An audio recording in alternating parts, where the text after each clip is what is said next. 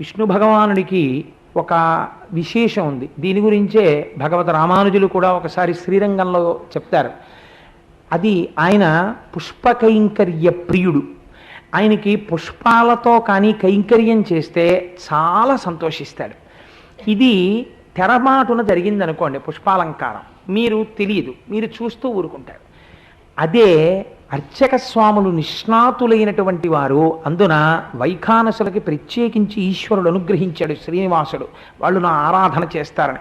వెంకటాచలం అంతా వైఖానస ఆగమనం ప్రకారమే ఆరాధన జరుగుతుంది. అలంకారం చేస్తే ఎంత ఫలితమో అంత ఫలితము ఆచార్యముఖేణ జరిగినటువంటి తోమాల సేవ చేత మీకు లభిస్తుంది. అర్చన చేసేటప్పుడు తులసి దళాలు వాడతారు. అందుకే ఒక్కొక్క నామం చెప్తుంటారు, ఒక్కొక్క తులసి దళం తీసి ఆయన పాదాల మీద వేస్తారు. తులసి దళంతో ఎందుకు వేస్తారో తెలుసా అండి? భవిష్యోత్తర పురాణంలో వెంకటేశ్వర స్వామి వారు ఒక మాట చెప్తారు. ఏకేన తులసి మాత్ర దళేనాపి నరోత్తమ పూజయేత్ భక్తిభావేన తంరక్షామితి మత్పణః అంటారు. పరమభక్తితో నా సన్నిధానమునకు వచ్చినటువంటి వాడు ఒకే ఒక తులసి దళాన్ని తీసుకొచ్చి ఆ తులసి దళాన్ని నా పాదముల మీద వేస్తే నేను పొంగిపోతాను, వాడికి సమస్త కోర్కెలు వర్షించేస్తానంటారు. ఈ సమయంలోనే నేను మీకు సభాముఖంగా ఒక విజ్ఞాపన చేస్తున్నాను. చక్కగా ఇళ్లల్లో పెద్ద పెద్ద పువ్వులు, రంగురంగుల పువ్వులు పూసేటటువంటి పూల మొక్కలు ఉన్నవారు ఎవరైనా ఉంటే రేపటి నుంచి అక్కడ ఒక 2 డబ్బాలు పెట్టిస్తాం. ఆ పెద్ద పెద్ద పువ్వులు తీసుకొచ్చి సమర్పించండి. ఎందుకంటే గ్రీష్మ ఋతువు కావడం చేత బయట అంత రంగురంగుల పూలు దొరకడం కించిత్ కష్టం. 1, 2 మన పెరటిలో పూసినటువంటి పువ్వుని స్వామి పాదాలకి చేర్చుకోవడం వెనకాతల కూడా ఒక ఆనందం ఉంటుంది. అందుకని తులసిమాలలు కానీ లేకపోయినట్టయితే పెద్ద పెద్ద పుష్పములు కానీ తీసుకొచ్చి ఇచ్చినట్టయితే రేపటి నుంచి తోమాల సేవలో, అర్చనలో, ఈ పాదపద్మారాధనంలో వీటన్నిటిలో కూడా పుష్పాలని వాడతారు. చక్కగా స్వామి అలంకారంలో ఉపయోగపడతాయి. మన జన్మ ధన్యం అవుతుంది. మనం పెరట్లో పూల మొక్క వేసినందుకు అది చేరవలసిన చోటుకు ఆ పువ్వు చేరుతుంది. కనుక అర్చన చేసేటప్పుడు తులసి దళాలు వేస్తుంటారు స్వామి పాదాల మీద. ఈ తులసి దళం ఎంత గొప్పదో తెలుసా అండి? తొండమాన్ చక్రవర్తి అని చెప్పి స్వామివారికి ఆనందనిలయ గోపురం కట్టాడు ఆయన. ఆ తొండమాన్ చక్రవర్తికి ఎంత స్వేచ్ఛ అంటే, సొరంగ మార్గంలో వెంకటేశ్వర స్వామి వారికి ఏకాంత శయనం అయిపోయిన తర్వాత కూడా ఒకసారి తొందరపడి వెళ్ళిపోయాడు. వెళ్ళిపోతే భూదేవి సిగ్గుపడి గభాలన పర్యంకం నుంచి కిందికి దిగి ఒక బావిలో దూకేసింది. అదే భూదేవి తీర్థం అంటారు. అక్కడే ఇప్పటికీ స్వామివారి యొక్క నిర్మాల్యాన్ని తీసుకెళ్ళి ఆ భూదేవి బావిలో వేస్తారు. పూలబావి అని పిలుస్తారు దాన్ని. ఆ తొండమాన్ ప్రతిరోజు బంగారు తులసి దళాలతో స్వామివారికి పూజ చేస్తుండేవాడు. పూజ చేస్తూ ఒక మాట అనుకునేవాడు, నేను కాబట్టి ప్రతిరోజు బంగారు తులసి దళాలతో స్వామికి పూజ చేస్తాను. ఎవరు చేయగలరు? నేనే చేస్తాను బహుశా ఇలా అని. వెంకటేశ్వర స్వామి వారు గమనించారు, నీకు అహంకారం ఎక్కువైపోయిందిరా, నువ్వు నాకు బంగారు దళాలతో పూజ చేస్తున్నావా? నీకు ఆ బంగారు దళాలు ఇచ్చింది ఎవరు? నేను. నీకు అహంకారం వచ్చింది, నీ అహంకారం తీసేస్తాననుకున్నారు. ఒకరోజు ఆయన పాదాలన్నిటినీ కూడా బంగారు తులసి దళాలతో పూజ చేసి నమస్కరిద్దామని చూశాడు. ఒక బంకమట్టితో చేయబడినటువంటి తులసి దళం దాని మీద కనపడింది.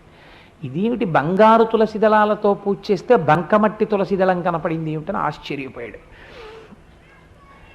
ఆశ్చర్యపోతే అప్పుడు వెంకటేశ్వర స్వామి వారు పలికారు, ఇక్కడికే దగ్గరలో భీముడనబడేటటువంటి ఒక కుమ్మరివాడు ఉన్నాడు, అతను నాకు మహాభక్తుడు, నువ్వు వెళ్ళి చూడు, ఆయన్ని చూస్తే నీకు తెలుస్తుంది, అతను ప్రతిరోజు బంకమట్టితో చేసిన తులసి దళాన్ని నాకు సమర్పిస్తాడని. గబగబా తొండమాన్ చక్రవర్తి పక్కనే ఉన్నటువంటి భీముడి ఊరు వెళ్ళారు. ఆయన భార్య పేరు తమాలిని. ఆయన చేసే పని ఏమిటో తెలుసా అండి? ఆ భీముడు ప్రతిరోజు నిద్ర లేవగానే ఆయనకి స్నానం చేయడం తెలియదు, తలగడిగితే మొలగడగడం తెలియదు, మొలగడిగితే తలకడగడం తెలియదు. భక్తికి లొంగుతాడు వెంకటేశ్వరుడు. ఆయన ప్రతిరోజు 3 కొయ్య బొమ్మలు తెచ్చుకున్నాడు. ఓ కొయ్య బొమ్మ వెంకటేశ్వరుడు, ఓ కొయ్య బొమ్మ శ్రీదేవి, ఓ కొయ్య బొమ్మ భూదేవి.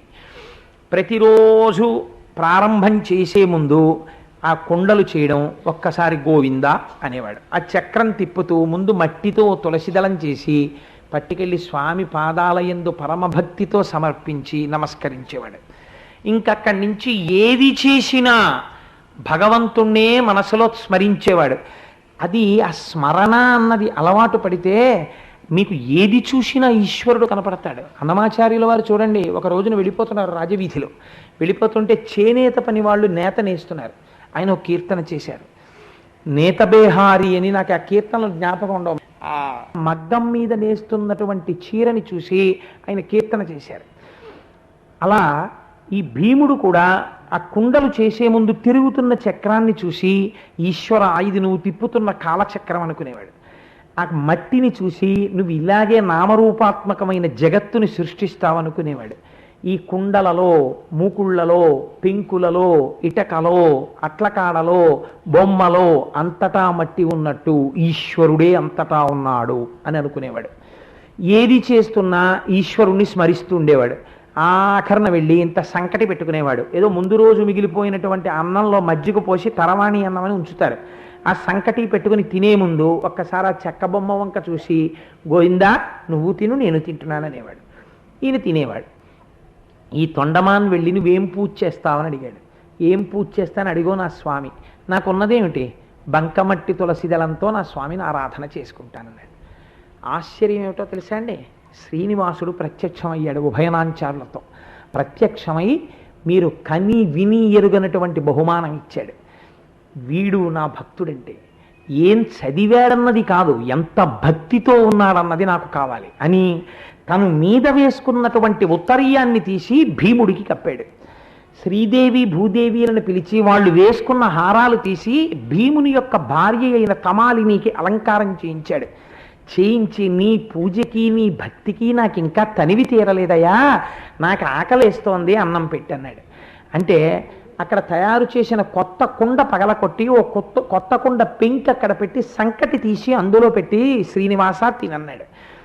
తొండమాన్ చూస్తుండగా ఉభయనాంచారులతో కలిసి ఆ సంకటి తిన్నాడు. సంకటి తిని గరుడ వాహనాన్ని విష్ణులోకం నుంచి పిలిపించాడు. ఆభరణములతో ఉత్తరీయముతో అలంకృతమైనటువంటి భీముడి చెయ్యి తాను పట్టుకున్నాడు. పట్టుకుని విమానం దగ్గరికి తీసుకెళ్ళి నీలాంటి భక్తుడు నా సన్నిధానంలో ఉండాలయ్యా అని విమానం ఎక్కించి వైకుంఠానికి తీసుకెళ్ళాడు. దగ్గర కూర్చొని ఎంత అనుగ్రహింపబడ్డాడు చూడండి. ఆనాటి నుండి మధ్యాహ్నం వేళ వెంకటేశ్వరుడికి నివేదన పగల కొట్టిన కుండ పెంకులోని. అందుకే తోమిన కంచంలో మళ్ళీ ఆయనకు అన్నం పెట్టారు. తోమని పళ్ళాల వాడే వెంకటేశుడే వేడుకొందామా అని కీర్తన చేస్తారు అన్నమయ్య. అందుని ఏ రోజుకు ఆ రోజు కొత్త కుండ పెంకులో పెడతారు. ఇవాళ మన దగ్గర కూడా మహానైవేద్య సమయంలో కొత్త కుండ పెంకులోనే ఓడు ప్రసాదం పెట్టారు. కాబట్టి ఏకేన తులసి మాత్రదలేనాపి నరోత్తమ పూజయేద్ భక్తిభావేన తం రక్షామితి మత్పనః.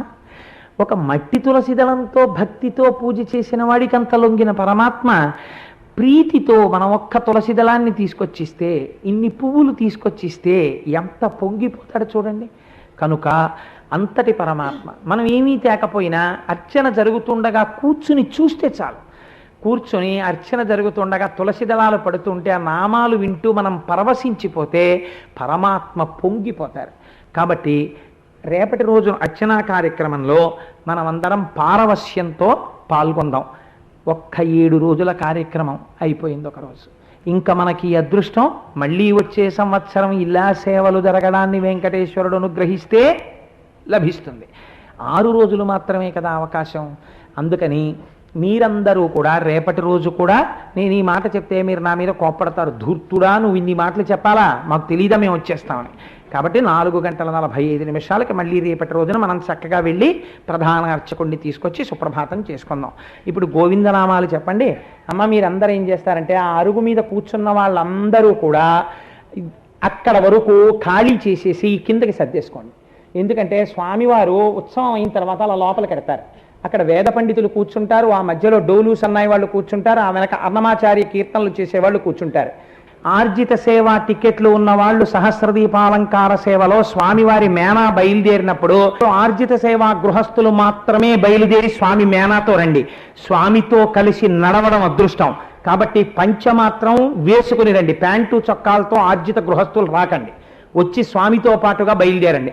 ఆర్జిత సేవా గృహస్థ ఎవరైనా ప్యాంటు చొక్కాలతో ఉంటే దయచేసి రాకండి పల్లకీతోటి. పంచతో ఉన్న వాళ్ళు మాత్రమే రండి. ఇప్పుడు చక్కగా మనం ఒక్క 11 మాటలు గోవిందనామని చెప్పి పూర్తి చేసుకుందాం. పూర్తి చేసుకోగానే పల్లకి బయలుదేరుతుంది. మిగిలిన వాళ్ళందరూ అలాగే కూర్చుని ఉండండి. సహస్రదీపాలంకార సేవ, ఏకాంత సేవ చూద్దాం.